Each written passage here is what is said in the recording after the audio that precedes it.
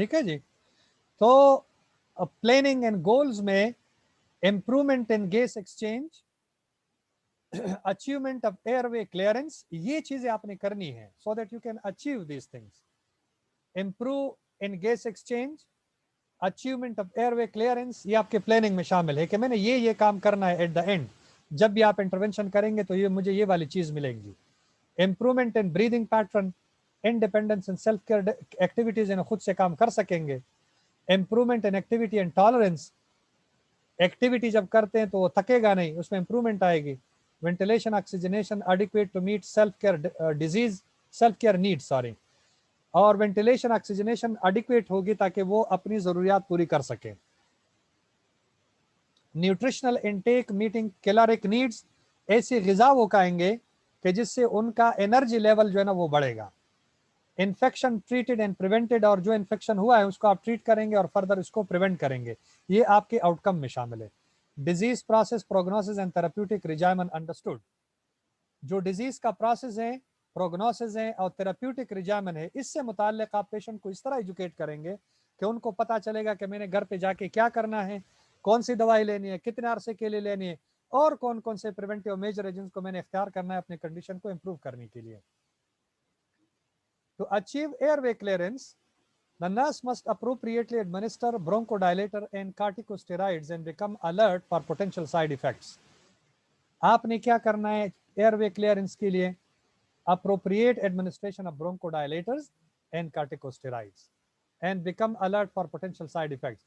और ये भी नहीं कि आपने दे दिया और आप चले गए, नहीं, उसके साइड इफेक्ट के लिए तैयार रहना। हाँ,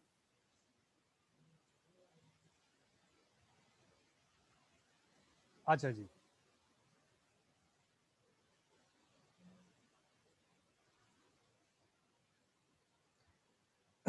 Nurse instruct a patient in direct or control cuffing, which is more effective and reduces fatigue associated with undirected forceful cuffing.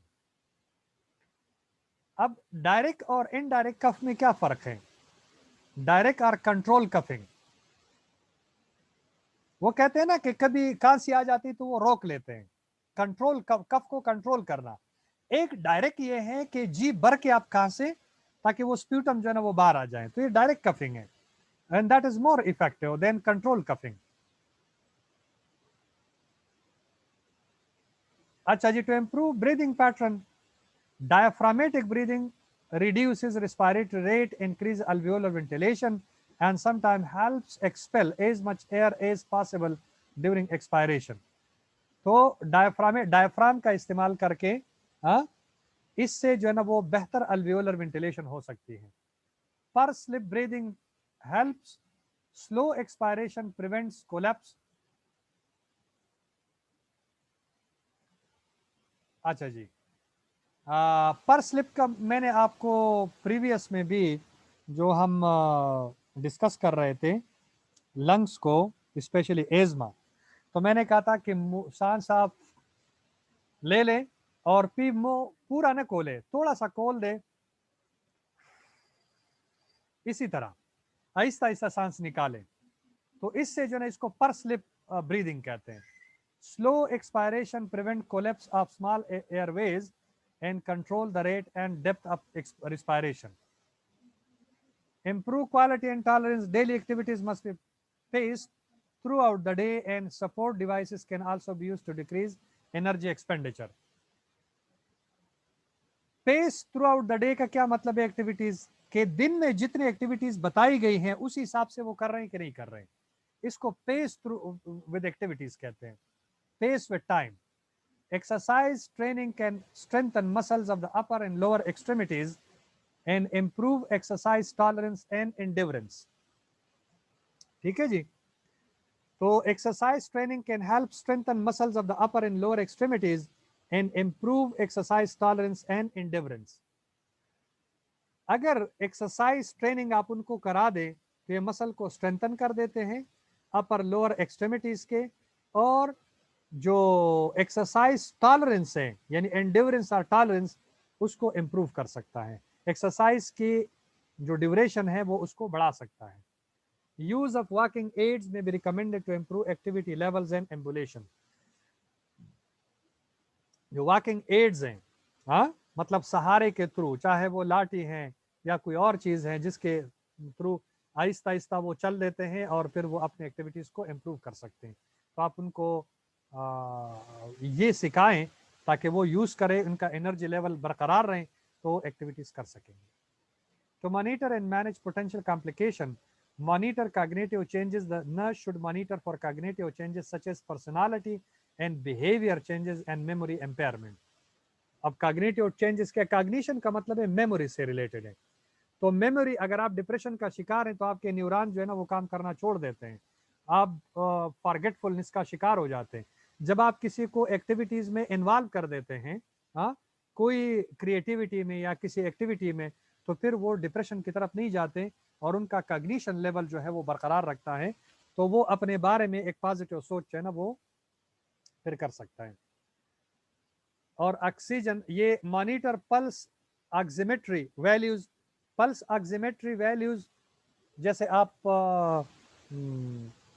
उंगली में जो है ना उसकी वो लीड डाल देते हैं, हाँ, पल्स ऑक्सीमेट्री जो ऑक्सीजन आप उससे चेक करते हैं और फिर ऑक्सीजन को बाकायदा मॉनिटर करते हैं कि इसमें कमी आ रही है, वापस अपनी जगह पर आ रहे हैं कि नहीं नॉर्मल हालत में।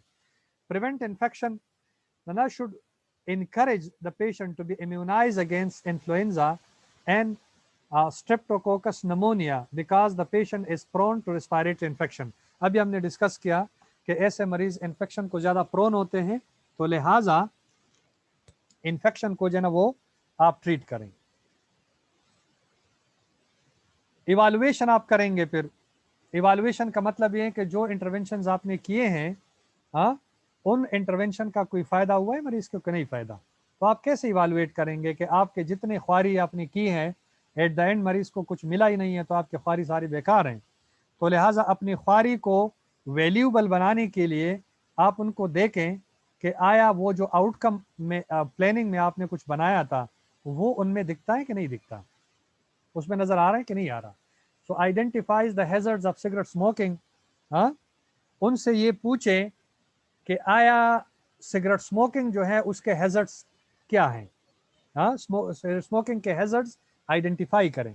वो कहेगा कि भाई पोल्यूशन है, सिगरेट स्मोकिंग है, हाँ, हैजर्ड पैसिव स्मोकिंग है, कारखाने हैं, गाड़ियां हैं, ये मतलब वो आइडेंटिफाई कर सकता।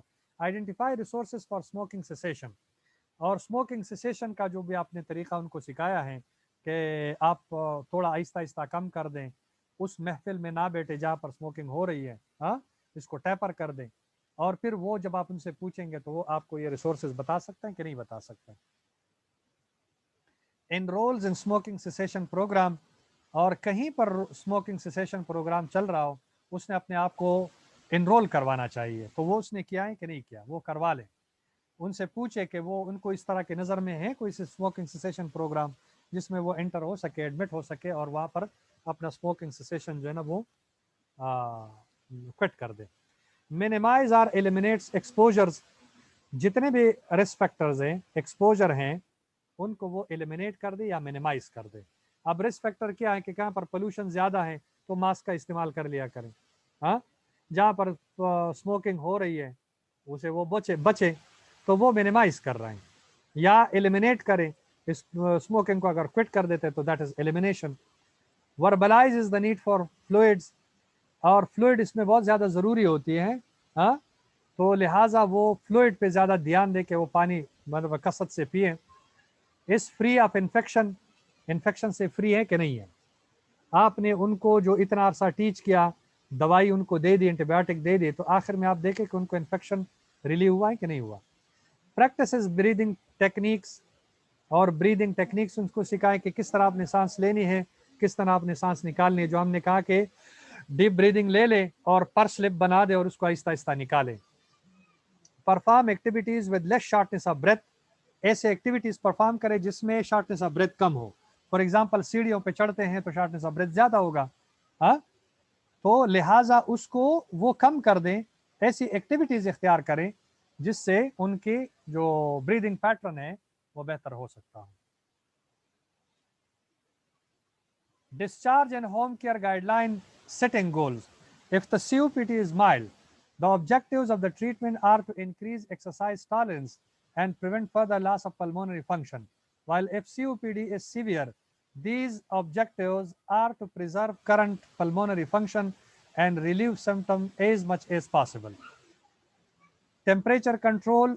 The nurse should instruct the patient to avoid extremes of heat and cold because heat increases the temperature and thereby raising oxygen requirements, and high altitude increases hypoxemia. ठीक है जी.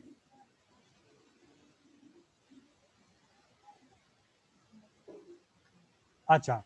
Activity moderation. The patient should adopt a lifestyle of moderate activity and should avoid emotional disturbances and stressful situation that might trigger a coughing episodes. तो activity जो है इसमें moderation होनी चाहिए. मतलब आप अपने एक्टिविटीज़ को ऐसे रखें कि जिसमें इमोशनल डिस्टर्बेंसेस कम हो, स्ट्रेस कम हो और ये ट्रिगर बढ़ाए नहीं आपके कफिंग एपिसोड्स को. कफ अगर कम होगा, एनर्जी लेवल आपका बरकरार रहेगा, एक्टिविटीज़ आप कर सकेंगे. Breathing retraining. The home care nurse must provide the education and breathing retraining necessary to optimize the patient functional status. तो ब्रीदिंग ट्रेनिंग उनका करे, किस तरीके से आपने ब्रीदिंग करनी है, जो ब्रीदिंग एक्सरसाइज है, ट्रेनिंग है, हाँ, वो प्रॉपरली अगर आप उनको एजुकेट करें, हाँ, और ट्रेनिंग दे दें, तो जिस तरीके से वो करेगा फिर उस तरीके से जो है ना उनके सिम्टम काफ़ी हद तक रिलीव होंगे. And that is the summary. Now you may better ask question. अगर आपका कोई क्वेश्चन है तो I am waiting. I am responsible to answer your questions. जी, इट्स माय ड्यूटी. कोई भी. शाहीन गुल, आप पहली जो है ना वो पहली दफ़ा आपने लेक्चर अटेंड किया, आप मुझे बताएं आपको कैसे लगा, कहाँ समझ में आया कि समझ में नहीं आया, तो मुझे थोड़ा सा बता दीजिए. आपका फीडबैक मेरे लिए अच्छा होगा क्योंकि बाकी लोग जो है ना वो आदी हो चुके हैं, काफ़ी हमने यूनिट्स पढ़े हैं. ये मेरे ख्याल में हमारा चौथा यूनिट अभी तकरीबन ख़त्म होने वाला है. Okay sir. सर ये मेरा फर्स्ट एक्सपीरियंस है बट इट्स गुड. बट मेरा ये जो लेक्चर था सीओपीडी का, ये हमारे लिए एक फ्रेश हो गया क्योंकि हम अक्सर जो मेडिकल विंग में ऐसे पेशेंट्स आते रहते हैं, केईसी में कार्डिक यूनिट में ऐसे पेशेंट आते रहते हैं, तो हम लोग इस पेशेंट्स को ऐसे डील करते हैं. एक नॉलेज फ्रेश हुआ है. जी जी जी, दैट्स गुड. और तरीका आपको अच्छा लगा. मैंने बीच में आपसे क्वेश्चन कम किए, ज़्यादा मैंने खुद जो है ना वो एक्सप्लेन करने की कोशिश की, क्योंकि 2 वे लेक्चर में ऐसा होता है कि आप क्वेश्चन भी करें, मैं क्वेश्चन को आंसर भी करूं. इससे पहले जो लेक्चर होते थे तो हर 2-3 स्लाइड के बाद मैं रुकता था. मैं उनको I let the student to ask questions, और वो क्वेश्चन करते थे और कह के क्वेश्चन नहीं है तो मैं आगे बढ़ता था. आज चूंकि मुझे ऐसा लगा कि मैंने सब चीज़ें स्लाइड पे डाली हुई है, तो अगर आप एक दफ़ा पढ़ भी लें जिस तरह हमने डिस्कस किया है, तो मेरे ख्याल में आपके लिए डिफिकल्ट भी नहीं होगा. हाँ जी शाहीन. सर. सर ये डीपली आपने एक्सप्लेन कर दिया है. जी सर, आपने डीपली एक्सप्लेन किया है, तो इसमें हर चीज अवेलेबल थी. डीपली इसको आपने मेमोराइज करके बताया कि आप इसको कैसे समराइज कर सकते हैं, कैसे इसको एक्सप्लेन कर सकते हैं. पूरी एक आपने नर्सिंग केयर बताई है, कैसे असेसमेंट करनी है, कैसे प्लानिंग करनी है, कैसे उसको आपने इम्प्लीमेंट करना है और कैसे आपने उसको वैल्यूएट करना है. जी जी जी. Thank you very much for your feedback. Anybody else wants to comment on on these slides, the lecture delivery, the mode of delivery, the way I presented these slides, so that I may get a positive feedback or a feedback that I need improvement, so that I bring improvement Yes, in sir. the forthcoming lecture.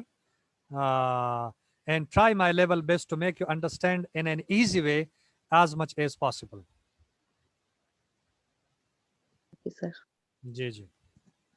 Anybody else out of 10 people? I think 6 people are absent. I don't know why. Either they have duties or they have home activities or what, I don't know.